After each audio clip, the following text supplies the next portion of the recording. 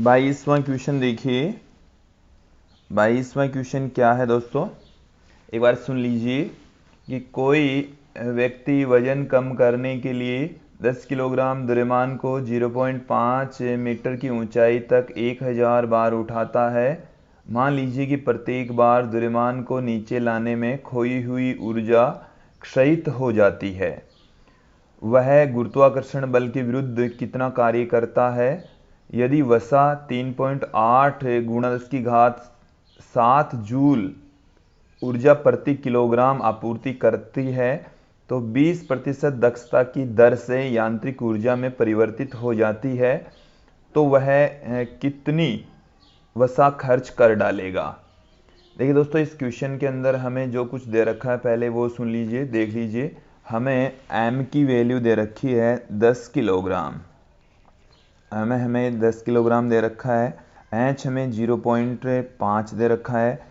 g हम जानते ही हैं। देखिए दोस्तों, न्यूमेरिकल क्वेश्चन करते समय g को आप 10 भी ले सकते हैं, 9.8 भी ले सकते हैं। हमें यहाँ पर g की वैल्यू नहीं दे रखी, इसलिए हम यहाँ पर 9.8 यूज में लेंगे।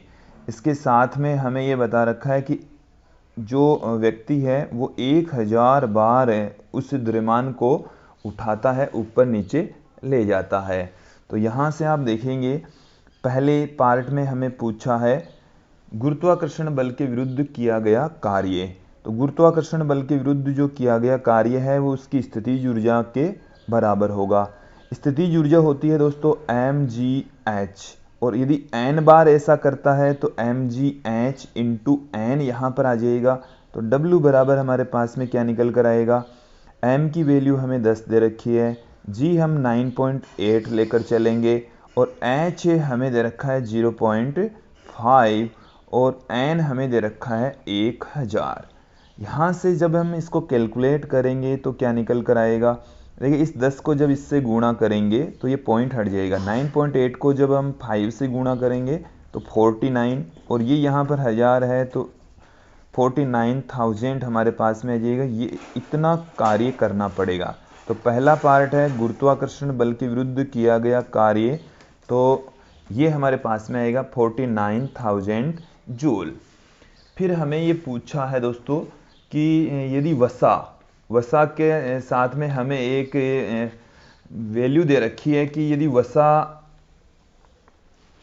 की 3.8 गुणा 10�7 जूल ऊर्जा प्राप्त होती है 1 किलोग्राम से, और उसमें से 20% की दक्षता से यांत्रिक ऊर्जा में वो कन्वर्ट हो सकती है। पहले मैं आप लोगों को दोस्तों ये बता दूं कि जैसे मान लो कि कोई व्यक्ति वसा का सेवन करता है तो 1 किलोग्राम वसा से प्राप्त ऊर्जा, 1 किलोग्राम द्रव्यमान है, उस वसा से प्राप्त ऊर्जा हमें दे रखी है 3.8 गुणा 10�7 जूल। इतनी ऊर्जा प्राप्त होती 1 किलोग्राम से। यहां तक दोस्तों आप लोगों को समझ में आ गया। अब आप देखेंगे इसके पश्चात कि इसमें से 20% हिस्सा ही ऊर्जा में कन्वर्ट होता है। यदि व्यक्ति इसको यूज में लेता है तो इसका 20% हिस्सा ही यांत्रिक ऊर्जा में कन्वर्ट होता है। तो यांत्रिक ऊर्जा कितनी होगी? यांत्रिक ऊर्जा, और ये यांत्रिक ऊर्जा है 1 किलोग्राम से प्राप्त यांत्रिक ऊर्जा। तो 1 kg से प्राप्त यांत्रिक ऊर्जा, और वो यांत्रिक ऊर्जा होगी वसा से मिलने वाली यांत्रिक ऊर्जा का 20%। तो 3.8 गुणा 10�7 और उसका 20% हिस्सा ही यांत्रिक ऊर्जा में कन्वर्ट होगा दोस्तों।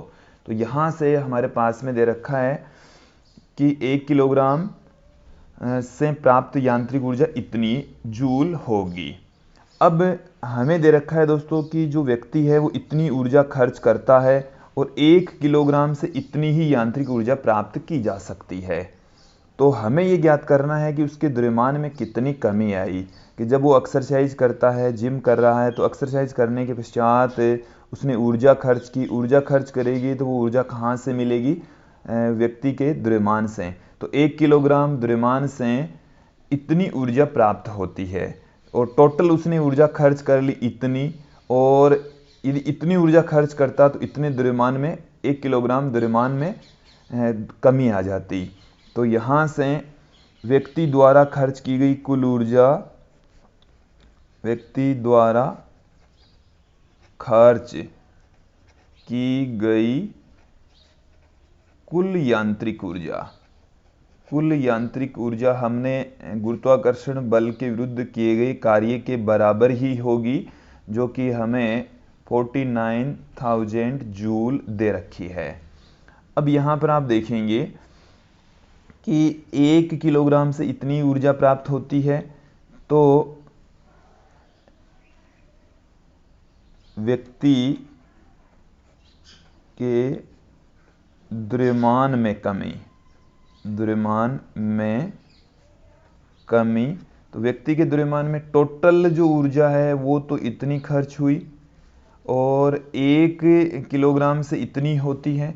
तो इसमें देखे होंगे हम कि टोटल उसके द्रव्यमान में कितनी आई कमी, तो 3.8 गुणा 10⁻7 गुणा 20%। इसे हम इस तरीके से भी लिख सकते हैं कि 49,000 इंटू 20% को दोस्तों इस तरीके से लिखा जा सकता है 3.8 गुणा 10⁻7, यहाँ से गुणा में 20 और प्रतिशत के हिसाब से 100 ऊपर चला गया है। तो यहाँ से 1 0 से 1 0 कैंसिल हो गया।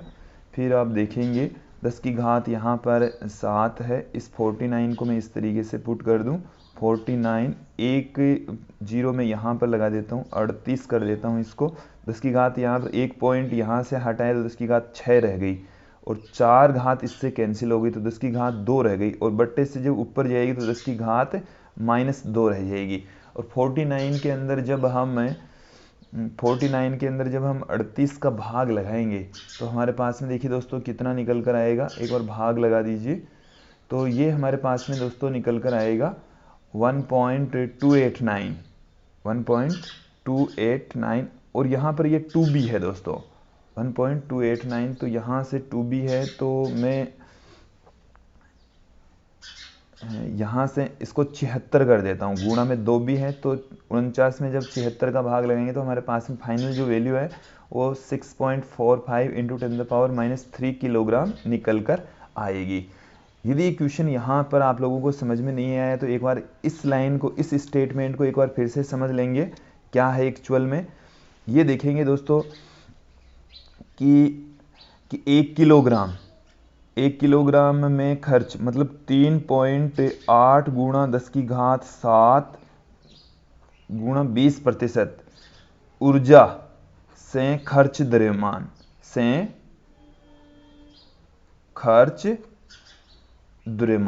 से खर्च जो द्रव्यमान है वो है 1 किलोग्राम।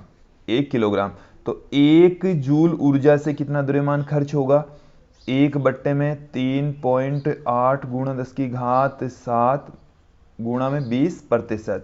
और हमें टोटल पूछा है कि 49,000 जूल ऊर्जा से कितना द्रव्यमान कम होगा, तो वो इससे गुणा हो जाएगा 49,000।